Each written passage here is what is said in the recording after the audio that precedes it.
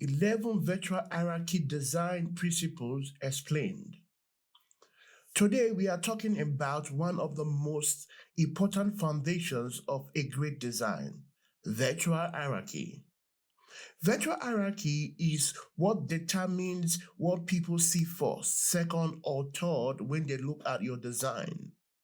If your design feels confusing, cluttered, or overwhelming, hierarchy is usually the issue.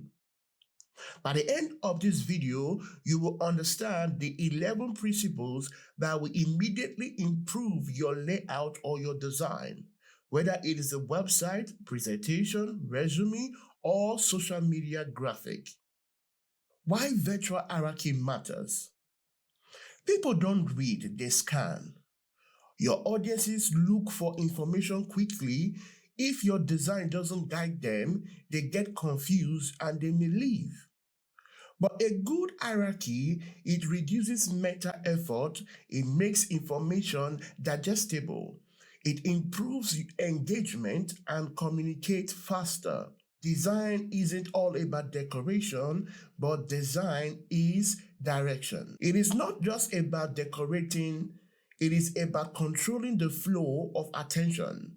When you organize your layout effectively, you help the viewers understand what is most important without them having to work hard for it. The number one out of the 11 virtual hierarchy is size. Size is the most obvious and most powerful hierarchy tool. Bigger elements attract more attention while smaller elements support them. So if everything is the same size, nothing stands out and your audience won't know where to start from.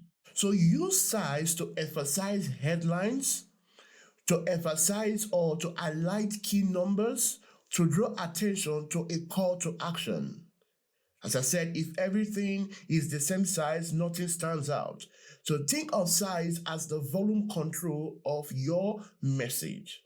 Number two is perspective. Perspective is what creates depth. Objects that appears closer feel more important, while objects further away feel secondary. You can create perspective using scaling, overlaying elements or layers, then background blur or shadows. Adding depth makes your design feel more dynamic and easier to focus on. Flat layouts can feel crowded and hard to read. Number three is color and contrast. Color and contrast grabs attention instantly.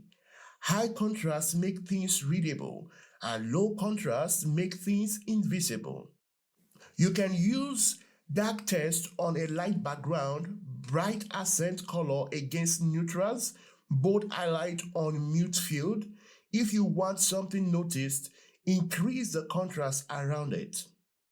Number four is typography. Typography hierarchy.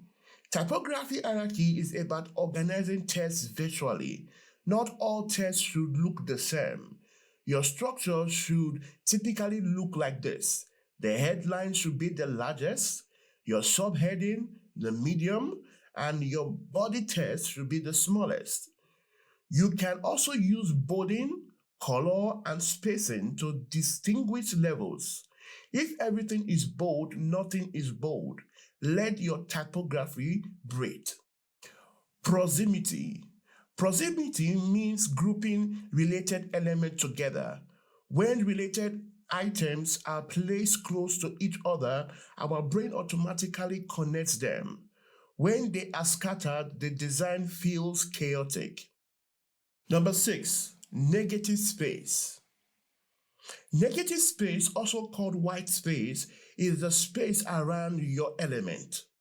Many people fear empty space and try to fill everything, but clutter kills clarity. Negative space improves readability, it creates elegance, and it highlights key elements. Space is not wasted, it is the intentional breathing room for your design. Number seven, alignment. Alignment creates order. our eyes naturally scan in what is called the F pattern, starting at the top left and moving across and down. When elements are misaligned or randomly placed, the layout feels messy. Strong alignment creates structure, it improves readability, and it makes design feel professional. If your layout feels off, check your alignment first. This is an example of alignment in action. You can see from the one on the left is bad alignment. The text is aligned differently, and even if they try to use different colors, it's still not aligned properly. But on the one on the right, it feels much better. So it's easy to read and it's easy to navigate from left to right. So you read from left to right and you are able to read all through. Number 8, we have the rules of odd. The rules of odd says that odd numbers or elements are more visually appealing than even numbers. 3 objects feel more balanced and dynamic than 2. For example, 3 product features, 5 benefits, 7 steps. Odd numbers create movement and virtual interest. If you take a look at the screen, you find that these 3 objects feels more balanced and interesting than 2. Odd number create neutral movement and holds attention. Number 9, we have repetition. Repetition builds consistency. When you repeat fonts, color, layout pattern, and icon style, you create unity. Without repetition, your design feels disconnected. With repetition, it feels intentional and branded. Design challenge. You are designing a flyer for a concert. You want the band name to be the first thing people see. Which principle is most effective here? Is it rule of odds, proximity, size, or leading lines? Answer in the comment section. Number 10, leading lines. Leading lines guides the viewer's eyes. This can be literal lines, it can be shapes, it can be arrows, it can be the direction someone is looking at. If a person in an image looks to the right, viewers will follow their gaze. So use this strategically to point attention towards your headlines or call to action. From the image on the screen, you can see that all our attention is zoomed towards the windmill. Number 11, the rule of thirds. The rule of thirds divides the layout into 3 by 3 grid. The 4 intersection point and neutral focal point. Instead of centering everything, place the key elements slightly off center along these lines.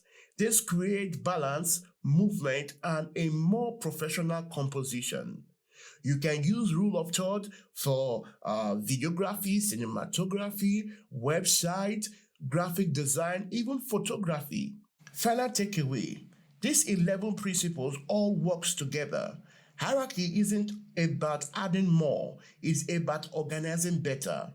When you control size, contrast, spacing, alignment, and structure, you control attention. And when you control attention, you control communication. Now go design with intention.